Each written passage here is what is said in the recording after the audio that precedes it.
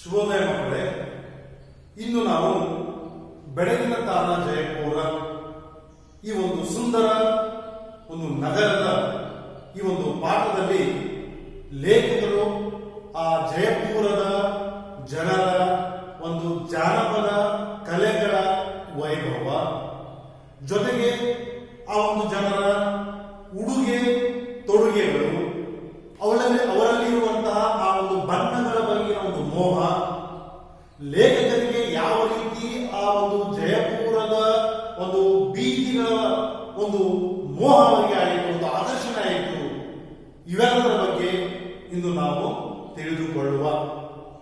ಈಗಾಗಲೇ ಇದರ ಹಿಂದಿನ ಭಾಗದಲ್ಲಿ ಲೇಖಕರು ಹೇಗೆ ಅವರು ತಮ್ಮ ಮಿತ್ರ ಆದಂತಹ ರೈತರ ಒಂದು ಮನೆಗೆ ಹೋದರು, ಅದು 4 ಕಡೆಯಿಂದಲೂ ಮರಳು ಆವರಿಸಿದಂತಹ ಒಂದು ಸ್ಥಳ.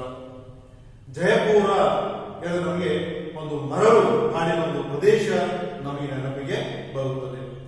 ಅಂತಹ ಪ್ರದೇಶದಲ್ಲಿ ಏಕೆ ಈ ಒಂದು ಜನರಲ್ಲಿ ಒಂದು ಬಣ್ಣಗಳ ಒಂದು ಮೋಹ ಅವರಲ್ಲಿ ಆವರಿಸಿದೆ, ಅವರಲ್ಲಿ ಇದೆ ಎಂಬುದಾಗಿ ಲೇಖಕರು ತಮ್ಮದೇ ಆದಂತಹ ಒಂದು ರೀತಿಯಲ್ಲಿ ಭಾವನೆಯಲ್ಲಿ ತಾವು ವೀಕ್ಷಿಸಿದಂತಹ ಪ್ರವಾಸ ಮಾಡಿದಂತಹ ಆ ಜಯಪುರ ಆ ಪ್ರದೇಶದ ಜಯಪುರ ಒಂದು ನಗರದಲ್ಲಿನ ಅವರ ಒಂದು ಪ್ರವಾಸ ಅನುಭವಗಳನ್ನು ಈ ಒಂದು ಪ್ರವಾಸ ಕಥನದಲ್ಲಿ ಅವರು ಹೇಳಿದ್ದಾರೆ.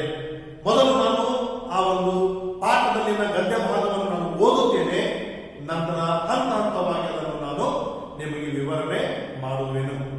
ನೀವು ಸಹಿತ ಪುಸ್ತಕವನ್ನು ತೆರೆದು ಈ ಒಂದು ವಿಡಿಯೋವನ್ನು ನೀವು ಆಲಿಸಿ ಅಲ್ಲಿರುವಂತಹ ಪದಗಳು, ವಾಕ್ಯಗಳು, ಅವುಗಳ ಬಗೆಗೆ ನೀವು ಗಮನವಿಟ್ಟು ಚಿತ್ತದಿಂದ ಅದನ್ನು ನೀವು ಕೇಳಿಸಿಕೊಳ್ಳಿರಿ. ಜಯಪುರದ ಮುಖ್ಯ ಬೀದಿಗಳು ನನ್ನ ಮನಸ್ಸಿನ ಮೇಲೆ ತುಂಬಾ ಪರಿಣಾಮವನ್ನು ಬೀರಿದವು.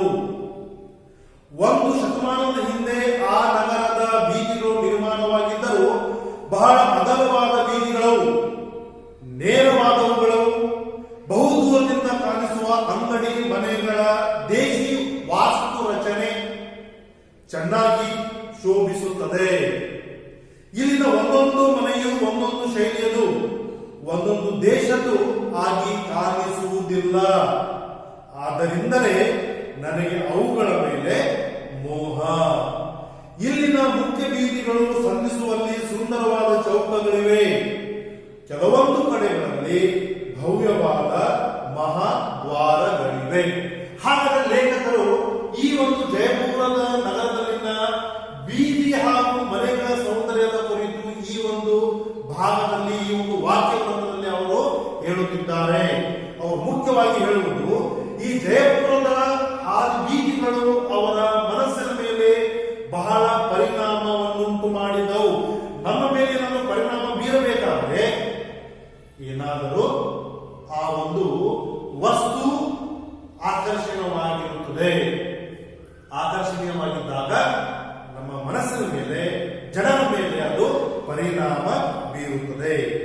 1 ಶತಮಾನದ ಹಿಂದೆ ಆ ನಗರದ ಬೀದಿಗಳು ನಿರ್ಮಾಣವಾಗಿದ್ದರೂ ಬಹಳ ಅಗಲವಾದ ಬೀದಿಗಳು. 1 ಶತಮಾನ ಎಂದರೆ 100 ವರ್ಷ. 100 ಶತಮಾನದ ಹಿಂದೆ ನಿರ್ಮಾಣವಾದಂತಹ ಆ ಒಂದು ಬೀದಿಗಳು ಆಗಿದ್ದರೂ ಬಹಳ ಅಗಲವಾಗಿದ್ದವು. ನಾವು ಈಗ ನೋಡ್ತೇವೆ ಅನೇಕ ನಗರಗಳಲ್ಲಿ ಬಹಳಷ್ಟು ಇಕ್ಕಟ್ಟಾದಂತಹ ಒಂದು ಪ್ರದೇಶ, ಒಂದು ವಾಹನ ಹೋದರೆ ಇನ್ನೊಂದು ವಾಹನ ಹೋಗಲಿಕ್ಕೆ ಅಲ್ಲಿ ಸ್ಥಳ ಇರುವುದಿಲ್ಲ. ಆದರೆ ಆ ನೋಡಿ, ಜಯಪುರದ ಬೀದಿಗಳು 100 ವರ್ಷಗಳ ಹಿಂದೆ ನಿರ್ಮಾಣವಾಗಿದ್ದರೂ ಬಹಳ ಅಗಲವಾಗಿದ್ದವು. ಜೊತೆಗೆ ಅವು ಈ ಒಂದು ನೇರವಾದವುಗಳು, ಬಹುದೂರದಿಂದ ಕಾಣಿಸುವ ಅಂಗಡಿ ಮನೆಗಳು, ದೇಶಿ ವಾಸ್ತು ರಚನೆ. ಒಂದು ಕಡೆ ನೀವು ನಿಂತರೆ ನೇರವಾಗಿ ಅವು ಕಾಣಿಸುತ್ತಿದ್ದವು, ನೇರವಾದಂತಹ ಒಂದು ಬೀದಿಗಳು. ಒಂದೊಂದು ಮನೆ ಒಂದೊಂದು ದೇಶದ್ದು ಆಗಿರಲಿಲ್ಲ. ಒಂದೊಂದು ಮನೆ, ಪ್ರತಿಯೊಂದು ಮನೆಗಳು, ಆ ಪ್ರತಿಯೊಂದು ಅಂಗಡಿಗಳು, ನಂತರ ಮನೆಗಳು ದೇಶಿ ವಾಸ್ತು ರಚನೆಯನ್ನು ಅವು ಹೊಂದಿದ್ದವು. ವಾಸ್ತು ರಚನೆ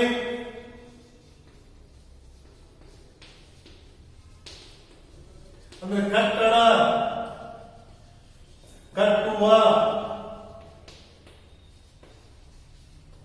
ಶೈಲಿ.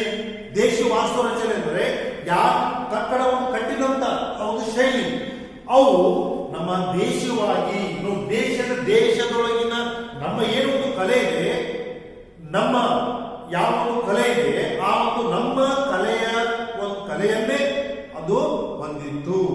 ಹೀಗಾಗಿ ಒಂದೊಂದು ಮನೆಯು ಒಂದೊಂದು ಶೈಲಿಯದ್ದು, ಒಂದು ದೇಶದ್ದು ಆಗಿ ಕಾಣಿಸುತ್ತಿಲ್ಲ, ಎಲ್ಲವೂ ಒಂದೇ ಆಗಿದ್ದವು. ನೋಡಿ, ನಮ್ಮ ಬೀದಿನಲ್ಲಿ ನೋಡ್ತೇವೆ, ಒಂದೊಂದು ಮನೆ ಒಂದೊಂದು ತರವಾಗಿ ಕಟ್ಟಿರ್ತಾರೆ, ಒಂದು ಮನೆ ಒಂದೊಂದು ತರ ಕಟ್ಟಿರ್ತಾರೆ. ಆದರೆ ನಾವು ಕೆಲವೊಮ್ಮೆ ಗಮನಿಸಿದ್ದೇವೆ, ಸಾಲು ಮನೆಗಳು ಅಥವಾ ರೋ ಹೌಸಸ್ ಒಂದೇ ತರವಾಗಿರ್ತವೆ. ಅದೇ ರೀತಿಯಲ್ಲಿ ಜಯಪುರದಲ್ಲಿ ಯಾವುದೇ ಮನೆ ಬೇರೆಯಾಗಿಲ್ಲ ಅನ್ನೋ ಶೈಲಿ, ಎಲ್ಲವೂ ಅಂಗಡಿಗಳು, ಮನೆಗಳು ಎಲ್ಲವೂ ಒಂದೇ ರೀತಿಯಿಂದ ಆಗಿದ್ದವು. ಹೀಗಾಗಿ ಅವುಗಳ ಮೇಲೆ ಲೇಖಕರಿಗೆ ಮೋಹ ಮತ್ತು ಆಕರ್ಷಣೆ ಆಯಿತು. ಇಲ್ಲಿನ ಮುಖ್ಯ ಬೀದಿಗಳು ಸಂಧಿಸುವಲ್ಲಿ ಸುಂದರವಾದ ಚೌಕಗಳಿವೆ. ನೋಡಿ, ಚೌಕ ನಾವು ಹೇಳ್ತೇವೆ ಗಾಂಧಿ ಚೌಕ್ ಅಥವಾ ನೆಹರು ಚೌಕ್ ಅಥವಾ ಕಿತ್ತೂರು ಚೆನ್ನಮ್ಮ ವೃತ್ತ, ಈ ರೀತಿ ಎಲ್ಲೆಲ್ಲಿ ಈ ಒಂದು ರಸ್ತೆಗಳು ಸಂಧಿಸುತ್ತವೆಯೋ ಅಲ್ಲಿ ಒಂದೊಂದು ಚೌಕವಿತ್ತು. ಅಂದ್ರೆ ಒಂದು ರಸ್ತೆ ಕೂಡುವಂತ ಒಂದು ಸ್ಥಳ. ಜೊತೆಗೆ ಅಲ್ಲಿ ಕೆಲವೊಂದು ಕಡೆಗಳಲ್ಲಿ ಭವ್ಯವಾದ ಮಹಾದ್ವಾರಗಳಿವೆ. ಒಂದು ಊರಿಗೆ ಹೋಗುವಾಗ ದೊಡ್ಡ ಪ್ರಮಾಣ ಮಹಾದ್ವಾರಗಳು ನಿಮಗೆ ಆ ರೀತಿ ಈ ಒಂದೊಂದು ಆ ಒಂದು ರಸ್ತೆಗಳಲ್ಲಿ ಮಹಾದ್ವಾರಗಳಿದ್ದವು. ಹೀಗಾಗಿಯೇ ಲೇಖಕರಿಗೆ ಜಯಪುರದ ಮನೆಗಳು ಹಾಗೂ ಬೀದಿಗಳ ಮೇಲೆ ಅವರಿಗೆ ಒಂದು ಆಕರ್ಷಣೆ, ಮೋಹ ಉಂಟಾಯಿತು. ನಂತರ ಈ ಜಯಪುರದ ಜನರಿಗೆ ಬಣ್ಣಗಳ ಮೇಲೆ ಬಹಳಷ್ಟು ಒಂದು ಮೋಹದ ಆಕರ್ಷಣೆ ಇತ್ತು. ಅದೇ ಹೇಳ್ತಂದ್ರೆ ಜಯಪುರ ಬಣ್ಣಗಾರರ ತವರೂರು. ಈ ಜಯಪುರ ಏನಿದೆ, ಈ ಜಯಪುರ ಇದು ಬಣ್ಣಗಾರರು ಯಾರೆಲ್ಲ ಬಣ್ಣವನ್ನು ಹಾಕ್ತಾರೋ, ಬಣ್ಣದ ಕೆಲಸವನ್ನು ಮಾಡ್ತಾನೆಯೋ ಅವರು ಬಣ್ಣಗಾರರು.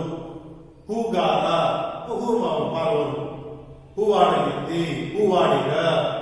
ಈ ರೀತಿಯಾಗಿ ಈ ಬಣ್ಣಗಾರರ ಒಂದು ತವರು, ಬಣ್ಣ ಅಷ್ಟೊಂದು ಅವರಿಗೆ ಆಕರ್ಷಣೆ. ಬಣ್ಣ ಹಾಕುವ ಕುಶಲಿಗಳು ಆ ಊರಿನಲ್ಲಿ ಬಹಳ ಮಂದಿ ಇದ್ದಾರೆ. ಆ ಬಣ್ಣ ಹಾಕುವಂತ ಕುಶಲಿಗಳು ಸುಮ್ಮನೆ ಬಣ್ಣ ಹಾಕಲ್ಲ, ಅವರು ಆ ಒಂದು ಕಲೆ ಕುಶಲಿಗಳು, ತಮ್ಮ ಒಂದು ಕಲಾಕುಶಲದಿಂದ ಬಣ್ಣ ಹಾಕುವಂತ ಒಂದು ಕಲೆಗಾರರು ಆ ಊರಿನಲ್ಲಿ ಬಹಳ ಮಂದಿ ಇದ್ದಾರೆ. ಬಣ್ಣದ ಮೋಹವಿರುವ ಜನರು ಬಹಳ ಇದ್ದಾರೆ. ಕೇವಲ ಬಣ್ಣ ಹಾಕುವರು ಬಣ್ಣಗಾರಿಕೆ ಸಾಲುವುದಿಲ್ಲ, ಆ ಬಣ್ಣದ ವಸ್ತುಗಳನ್ನು, ಬಣ್ಣದ ಬಟ್ಟೆಗಳನ್ನು, ಬಣ್ಣದ ಒಂದು ಮೋಹಕ್ಕೆ ಆಕರ್ಷಣೆಯಾದ ಜನರಲ್ಲಿ ಇರಬೇಕು. ಆವಾಗ ಆ ಒಂದು ಬಣ್ಣದ ಬಗ್ಗೆ, ಕಲೆಯ ಬಗ್ಗೆ ಅದು ಬಹಳಷ್ಟು ಬೆಳೀತಾ ಹೋಗ್ತದೆ.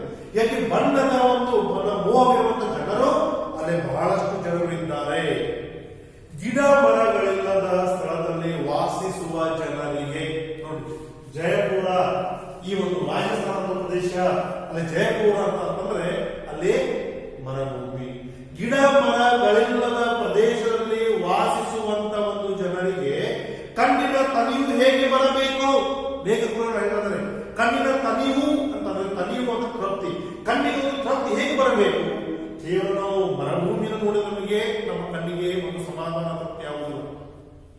ಯಾವ ಸಂದರ್ಭದಲ್ಲಿ ನಾವು ಬಣ್ಣದ ಬೇರೆ ಬೇರೆ ತರವಾದ ಪ್ರಕೃತಿ ನಿಸರ್ಗವನ್ನು ನಾವು ಕಾಣುತ್ತೇವೆಯೋ, ಎಷ್ಟು ಸುಂದರವಾಗಿದೆ ಈ ನೋಟ, ಪ್ರಕೃತಿ ನೋಟ.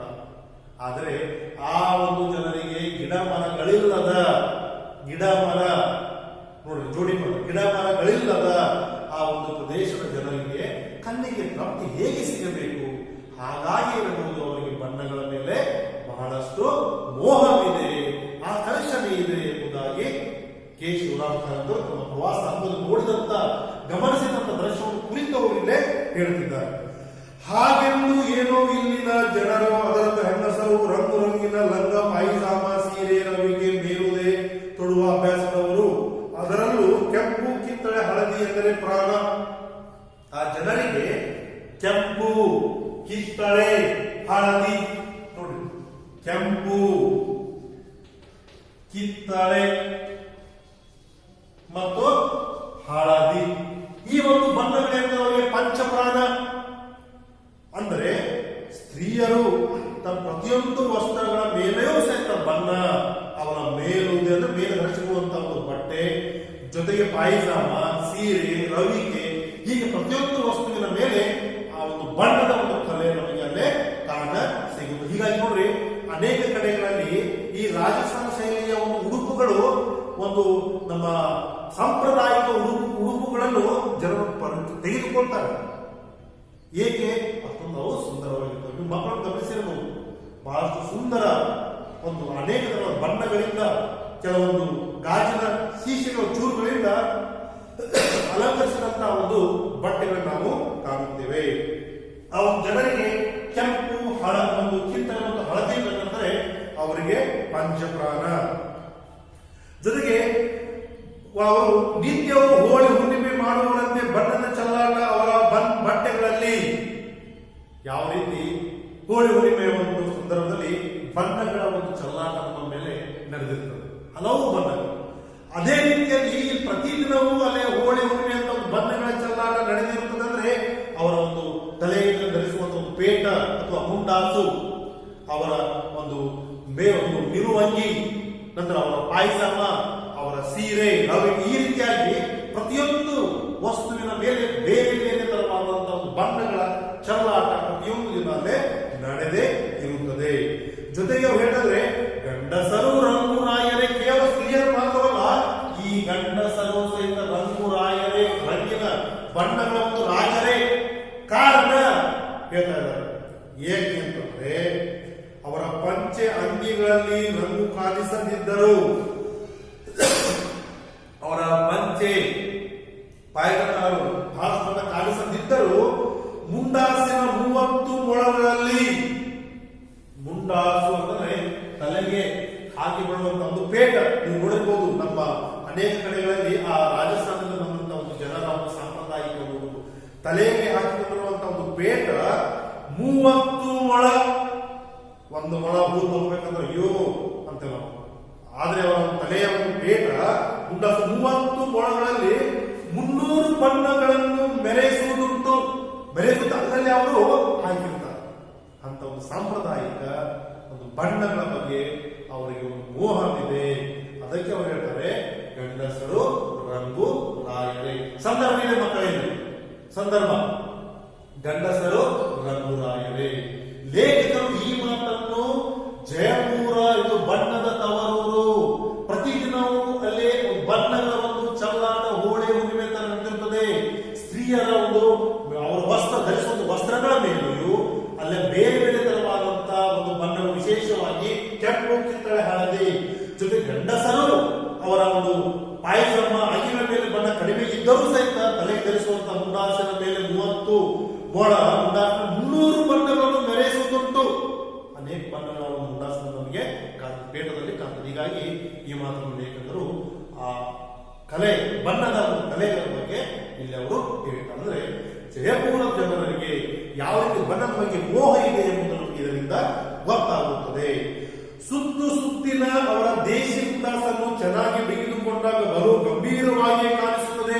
ಅವರು ಸುತ್ತಾಗಿ ಕಲಿಸಿಕೊಂಡಾಗ ಬಲು ಗಂಭೀರವಾಗಿ ಅದು ಕಾಣ ಸಿಗುತ್ತದೆ. ಹೀಗೆ ಈ ಒಂದು ಭಾಗದಲ್ಲಿ ನಮಗೆ ಲೇಖಕರು ಅವರ ಪ್ರವಾಸದ ಅನುಭವವನ್ನು, ಅವರ ಹಾದಿಬೀಗಿನ ಒಂದು ಸೌಂದರ್ಯ, ಜೊತೆಗೆ ಬಣ್ಣಗಳ ಮೇಲೆ ಅವರಿಗಿರುವಂತಹ ಒಂದು ಮೋಹ, ಹಾಗೂ ಅಲ್ಲಿ ಜನರು ಒಂದು ಬಣ್ಣದ ಬಗ್ಗೆ ವಿಶೇಷವಾಗಿ ಗಂಡಸರು ಸಹಿತ ರಂಗು ರಾಯರೇ ಎಂಬುದಾಗಿ ಇಲ್ಲಿ ಈ ಒಂದು ಭಾಗದಲ್ಲಿ ಲೇಖಕರು ನಮಗೆ ಹೇಳಿದ್ದಾರೆ.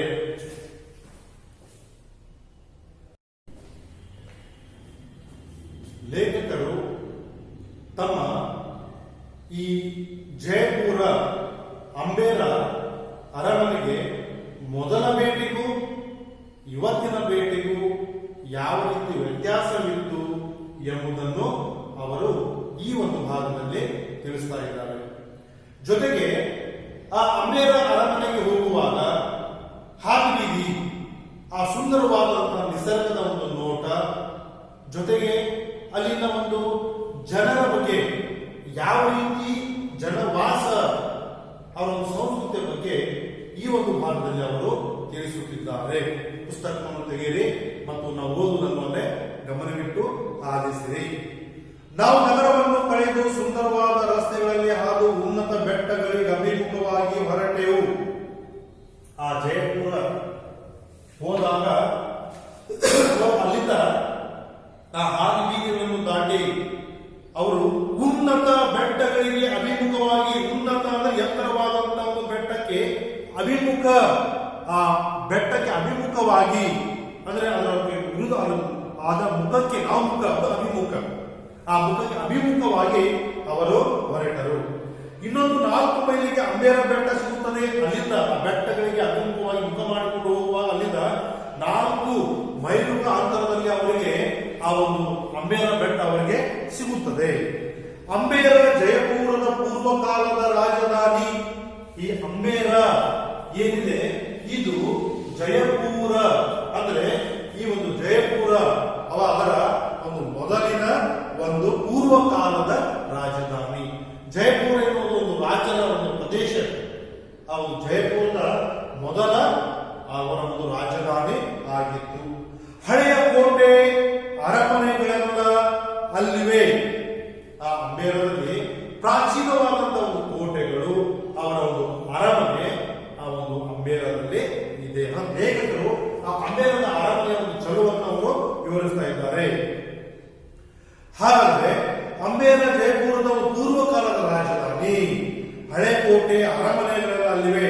ಸಂಜೆ ಮುಂಜಾನೆಗಳಲ್ಲಿ ಅಲ್ಲಿಯ ಬೆಟ್ಟ, ಗುಡ್ಡ ಹಾಗೂ ಕಣಿವೆಗಳು ಅಪೂರ್ವ ಮೋಹಕತೆಯನ್ನು ತಾಳುತ್ತವೆ.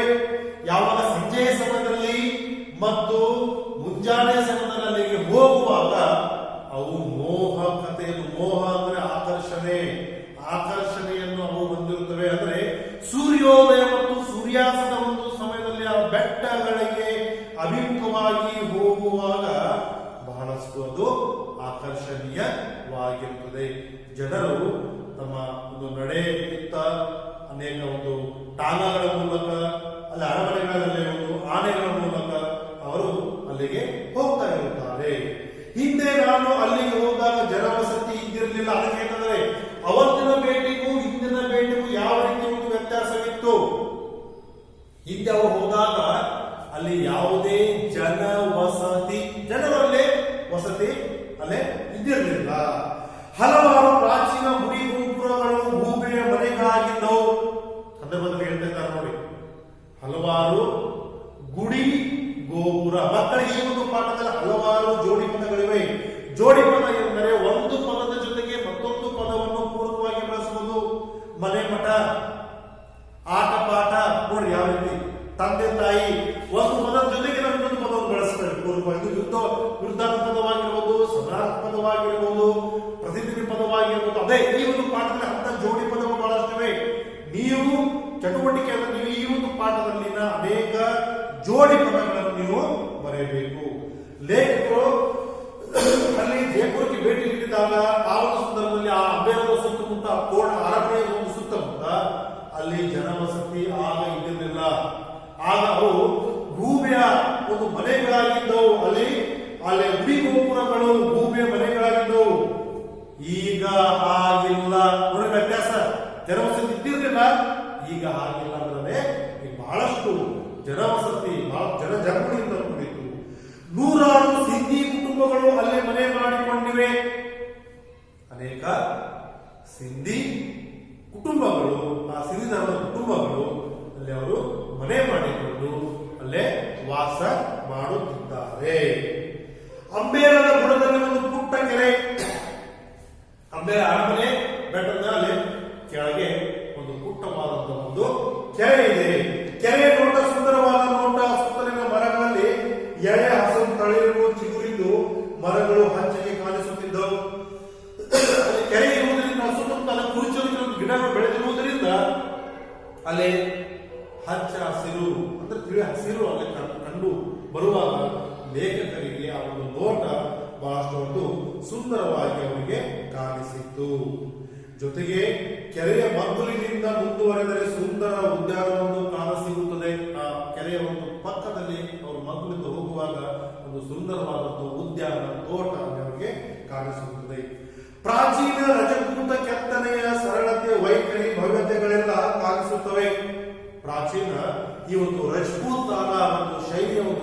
ಶ್ರೇಷ್ಠತೆ ಭವ್ಯತೆ ನಮಗೆ ಅಲ್ಲೇ ಕಂಡು ಬರುತ್ತದೆ. ಹಾಗಾದರೆ ಈ ಒಂದು ರಜಪೂತಾನ ಒಂದು ಶೈಲಿ ಅಂದರೆ ರಜಪೂತ ಒಂದು ಕಲೆಯ ಒಂದು ಶೈಲಿ ಅಂದ್ರೆ ಏನು? ರಜಪೂತನ ಅವರ ಒಂದು ಮನೆತನದ ಒಂದು ಸಾಂಪ್ರದಾಯಿಕವಾದಂತಹ ಒಂದು ಕಲೆ, ಕಟ್ಟಡ ಒಂದು ಕಟ್ಟುವಂತ ಒಂದು ವಾಸ್ತು ರಚನೆ, ಅದು ರಾಜವಂಶ ಶಿಲ್ಪಕಲಾ ಶೈಲಿಯ ಬಗ್ಗೆ ಜನರು ಕಟ್ತಾ ಇರಲ್ಲ. ಆ ರೀತಿ ರಾಜವಂಶಸ್ಥರು ತಮ್ಮ ಮನೆಗಳನ್ನು ಅರಮನೆಗಳನ್ನು ಆ ಒಂದು ರೀತಿಯಲ್ಲಿ ಅವರು ಕಟ್ಟಿದ್ದಾರೆ. ಅದಕ್ಕೆ ಆ ಒಂದು ಶೈಲಿಗೆ ರಜಪೂತಾನ ಒಂದು ಶೈಲಿ ಎನ್ನುವಂತ ಹೆಸರು ಅದಕ್ಕೆ ಬಂದಿದೆ. ಹಾಗಾದ್ರೆ ಲಕ್ಷಣ ಏನು? ನೀವು ನಾವು ನಿಮಗೆ ಅರಮನೆ ವಿಡಿಯೋಗಳನ್ನು ಕಳಿಸಿಕೊಡ್ತೇನೆ, ನೀವು ಗಮನಿಸಬಹುದು. ವಿಶಾಲವಾದಂತ ಕೆಲವೊಂದು ಅಂಗನಗಳು, ಅಲ್ಲಿ ವಿಶಾಲವಾದಂತಹ ಅಂಕಣಗಳು, ಲಲಿತವಾದ ಕಮಾನುಗಳು, ಆ ವಿಶಾಲವಾದಂತಹ ಒಂದು ಅಂಕಣಗಳಲ್ಲಿ ಕಮಾನುಗಳು, ದೊಡ್ಡದಾದಂತಹ ಕಮಾನುಗಳು, ಜೊತೆಗೆ ಕಂಬಗಳು, ಪರಸ್ಪರ ಹೊಂದಿಕೆಯ ಒಂದು ರಚನೆ, ಅನೇಕ ಕಂಬಗಳು ಹೊಂದಿಕೆ ಜೊತೆಗೆ ಅದರ ಒಂದು ರಚನೆ. ಇದು ರಜಪೂತಾನ ಒಂದು ಶೈಲಿಯ ಒಂದು ರಚನೆಯ ಒಂದು ನಮಗೆ ಅಂತ ಒಂದು ನಮೂನೆಯನ್ನು ನಾವು ಕಾಣಬಹುದು ಎಂಬುದಾಗಿ ಲೇಖಕರಲ್ಲೇ ಹೇಳ್ತಾರೆ. ಸರಳತೆ, ವೈಖರಿ, ಭವ್ಯತೆಗಳಿಗೆಲ್ಲ ಒಂದು ಸ್ಥಳ ನೋಡಲಿಕ್ಕೆ ನಮಗೆ ಕಾಣಿಸಿಕೊಳ್ಳುತ್ತದೆ. ಉದ್ಯಾನವನ್ನು ಹಾಯ್ದು ದಿಡ್ಡಿಯ ಬಾಗಿಲನ್ನು ದಾಟಿ ಕೋಟೆಯ ದಾರಿಯನ್ನು ನಾವು ಏರಿ ಹೋಗಬೇಕು.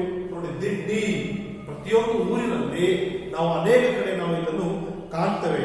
ಹಾಗಾದರೆ ಅಲ್ಲಿ ನಮಗೆ ಕಾಣಿಸಿರುವಂತಹ ಒಂದು ಪ್ರಮುಖವಾದಂತಂದ್ರೆ ಅಲ್ಲಿ ಒಂದು ಊರಿಗೆ ಹೋಗುವಾಗ ಒಂದು ಮಹಾದ್ವಾರದ ಕೋಟೆಯ ಒಂದು ದ್ವಾರದ ಪಕ್ಕದಲ್ಲಿ ಇನ್ನೊಂದು ಚಿಕ್ಕ ಬಾಗಿಲಿರ್ತದೆ, ಅದನ್ನೇ ಹೇಳ್ತಾರೆ ದಿಡ್ಡಿ ಅಂತಂದ್ರೆ. ಸಣ್ಣ ಬಾಗಿಲು, ಹೆಬ್ಬಾಗಿಲು ಅಥವಾ ಮುಖ್ಯ ದ್ವಾರದ ಬಾಗಿಲು ಮುಚ್ಚಿದಾಗ ತೆರೆದಿರುವ ಕಿರುಬಾಗಿಲು. ಅರಸರು ತಾವು ಬರುವಾಗ ಮಹಾದ್ವಾರವನ್ನು ಬಳಕೆ ಮಾಡ್ತಿದ್ರು, ಸಾಮಾನ್ಯ ಜನರು ಬರುವಾಗ ಆ ಕಿರುಬಾಗಿಲಿನ ಅದನ್ನೇ ದಿಡ್ಡಿ ಅಂತ ಹೇಳ್ತಾರೆ. ಅಂದ್ರೆ ಆ ದಿಡ್ಡಿಯ ಬಾಗಿಲು ಅಲ್ಲೇ ಸಿಗುತ್ತದೆ. ಲೇಖಕರು ಆ ದಿಡ್ಡಿಯ ಬಾಗಿಲನ್ನು ದಾಟಿ ಆ ಕೋಟೆಯ ದಾರಿಯನ್ನು ಏರಿ ಹೋದಂತೆ ಅವರಿಗೆ ಆ ಅರಮನೆಯ ಸುಂದರವಾದಂತಹ ರಮಣೀಯವಾದಂತಹ ನೋಟ ಅವರಿಗೆ ಕಂಡಿತ್ತು. ಅವಸರವಾಗಿ ಕೋಟೆಯನ್ನು ಸೇರಿದರು. ಅದರ ಮಧ್ಯೆ ಹೆಚ್ಚಿನ ಜನಜಂಗುಳಿದ್ದರಿಂದ ಅವರು ಸೇರಿದರು. ಕೋಟೆಯ ಒಳಗೆ ಅರಮನೆಗೆ ಸಂಬಂಧಿಸಿದ ಸಭಾಂಗಣ, ದೇವಾಲಯ, ಅರಮನೆಯಲ್ಲಿ ಅವರಿಗೆ ಮುಖ್ಯವಾಗಿ ಅದೊಂದು ದೇವಾಲಯ ಕಂಡಿತು. ಅಲ್ಲಿ 2-3 ಅಂತಸ್ತುಗಳಲ್ಲಿ ರಚಿಸಿದ ಅರಮನೆಯನ್ನು ಒಂದೇ ಅಂತಸ್ತಲ್ಲ, 2-3 ಅಂತಸ್ತಿನಲ್ಲಿ ಆ ಒಂದು ಅರಮನೆಯನ್ನು ಅಲ್ಲಿ ಅವರು ರಚಿಸಿದ್ದಾರೆ. ಆಗ ಅರಮನೆ ಬಗ್ಗೆ ವಿವರವಾದಂತಹ ಒಂದು ಅವರ ಲೇಖನ ಅನುಭವವನ್ನು ಇಲ್ಲಿ ಅವರು ಹೇಳುತ್ತಿದ್ದಾರೆ. ಅರಮನೆಯ ಮೊದಲ ಅಂತಸ್ತಿನಲ್ಲಿ ಪುಟ್ಟ ದೇವಾಲಯವಿದೆ. ಆ ಅರಮನೆಯ ಒಂದು ಮೊದಲ ಒಂದು ಅಂತಸ್ತಿನಲ್ಲಿ ಅಲ್ಲಿ ಅವರಿಗೆ ಒಂದು ಪುಟ್ಟ ಒಂದು ದೇವಾಲಯ ಅವರಿಗೆ ಕಂಡು ಬಂದಿತ್ತು. ಅದು ನೋಡಿದರು.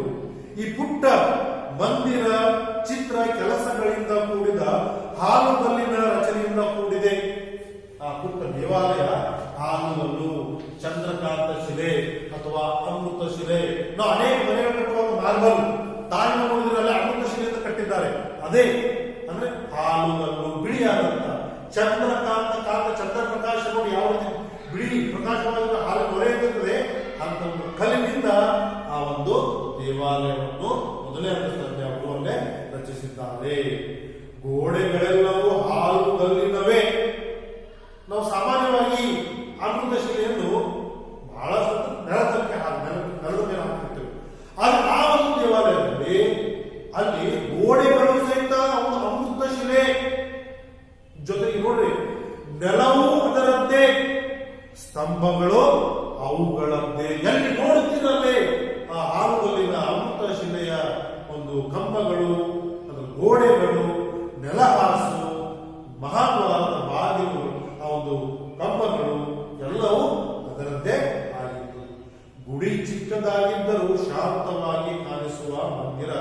ಗುಡಿಯ ವಿಗ್ರಹ ಮಾತ್ರ ಆಕಾರ ಹಾಗೂ ಅಲಂಕಾರಗಳಿಂದ ಅಷ್ಟೊಂದು ಶೋಭಿಸುವುದು. ಅಂದ್ರೆ ಈ ರಜಪೂತ್ ತಾನ ಶೈಲಿ, ಈ ಜಯಪುರ ಅರಸರು ತಮ್ಮ ಆ ಒಂದು ದೇವಾಲಯದ ಒಂದು ಒಳಗಿರುವಂತಹ ಆ ಒಂದು ದೇವರ ಒಂದು ಗುಡಿಯ ಒಂದು ವಿಗ್ರಹ ಅಲಂಕಾರ ಅಷ್ಟೊಂದಿಲ್ಲ.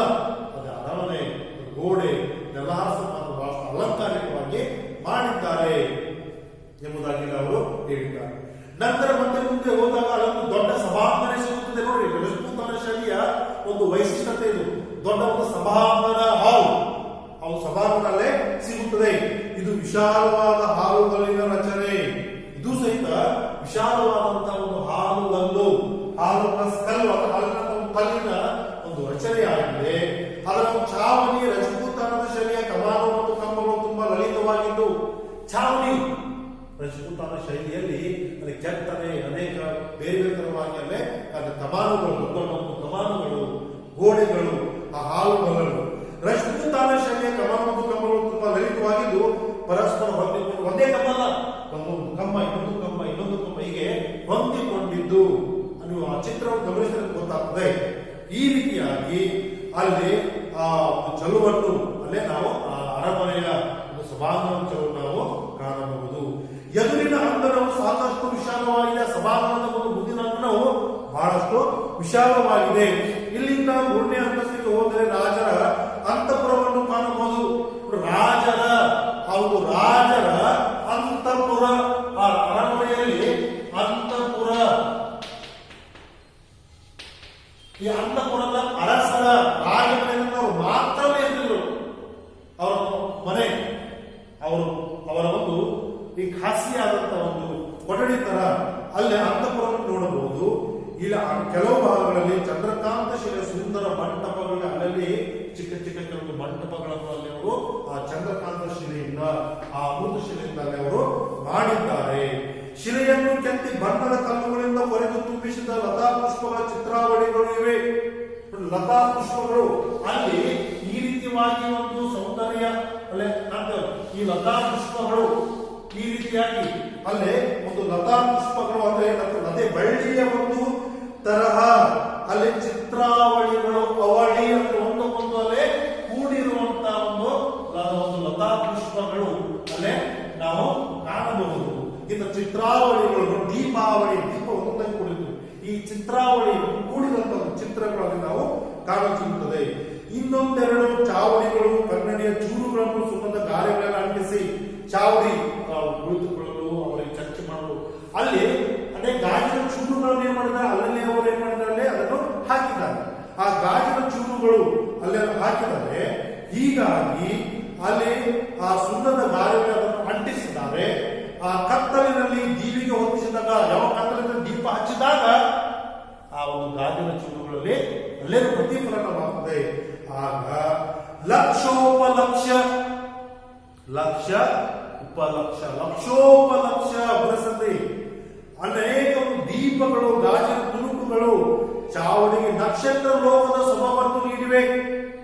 ನೋಡಿದಾಗ ಈ ಆಕಾಶದಲ್ಲಿ ನಕ್ಷತ್ರಗಳನ್ನು ನೋಡಿದಂತ ಒಂದು ಅನುಭವ ಅಲ್ಲಿ ಆಗ್ತದೆ. ದೀಪ ಒಂದಷ್ಟು ಅನೇಕ ಕಡೆ ಅದು ಪ್ರತಿಫಲನವಾಗಿ ಬೆಳಕನ್ನು ಅದು ಕೊಡುತ್ತದೆ. ಆಗ ಚಾವಡಿಗೆ ನಕ್ಷತ್ರ ಲೋಕದ ಸೊಬಗನ್ನು ಕೊಡುತ್ತದೆ ಎಂಬುದಾಗಿ ಹೇಳ್ತಿದ್ರೆ, ಹೀಗೆ ಅರಮನೆಯ ಮೊದಲನೇ ಮಟ್ಟದಲ್ಲಿ ಇನ್ನೊಂದು ಅಂತಃಪುರವಿದೆ. ಇನ್ನೊಂದು ಅಂತಃಪುರ ಮೊದಲೇ ಮಾಡಿ ಇದೆ. ಅಲ್ಲೂ ಹಾಲುಗಲ್ಲಿನ ಚಾವಡಿ ಮತ್ತು ನೀರಿನ ಕಾರಂಜಿಗಳು. ನೋಡ್ರಿ, ಅಲ್ಲಿ ಅರಮನೆಯ ಮೊದಲಾದಲ್ಲಿ ನೀರಿನ ಕಾರಂಜಿಗಳು, ಅಲ್ಲಿಯೂ ಚಾವಡಿಗಳಿವೆ. ಜೊತೆಗೆ ಚಿತ್ರ ಪೊರೆಗೆ ಮಾಡಿದ ಹಾಲುಗಲ್ಲಿನ ನೀರು ಕಾಲುವೆ. ಆ ಕಾಲುವೆಗಳು ಹರಿದು ಹೋಗುವಾಗ ಅಲ್ಲೇ ಅಮೃತ ಶಿಲೆ ಹಾಕಿ ಅಲ್ಲೇ ಅವರು ಪೊರೆಗಳು ಅಲ್ಲೇ ಬೇರೆ ಬೇರೆ ತರವಾದ ಬಣ್ಣಗಳನ್ನು ತುಂಬಿಸಿದ್ದಾರೆ. ಆ ಸುಂದರವಾದಂತಹ ಕಾಲುವೆಗಳನ್ನು ನಾವು ಕಾಣಬಹುದು. ಅದು ನೀರು ಕಾಲುಗಳಿವೆ. ಇವೆಲ್ಲ ರಜಪೂತ ಅರಸರ ರಸಿಕ ಜೀವನದ ದ್ಯೋತಕಗಳು, ಸಂಕೇತ. ಯಾವ ರೀತಿ ವಿಲಾಸ ವೈಭವದ ಜೀವನವನ್ನು ಅವರು ಹೊಂದಿದ್ರು ಎಂಬುದಾಗಿ ಆ ಅರಮನೆಯ ಒಂದು ಸೌಂದರ್ಯವನ್ನು ಲೇಖಕರು ಕೇಶವ ಅಂತ ಇಲ್ಲಿ ಅವರು ಹೇಳಿದ್ದಾರೆ. ಕೇವಲ ಕೇಳಿದಾಗ ಇಷ್ಟೊಂದು ನಮಗೆ ಆಶ್ಚರ್ಯವಾದರೆ ನೋಡಿದಾಗ ಹೇಗೆ ನಮಗೆ ಆಗಬಹುದು. ಅದಕ್ಕೆ ದೇಶ ಸುತ್ತಿ ನೋಡು ಎನ್ನುವಂತ ಮಾತು ಇಲ್ಲಿ ಇದಕ್ಕೆ ಸಮರ್ಥಿಸಬಹುದು ಎಂಬುದಾಗಿ ನಾವು ಹೇಳಬಹುದು.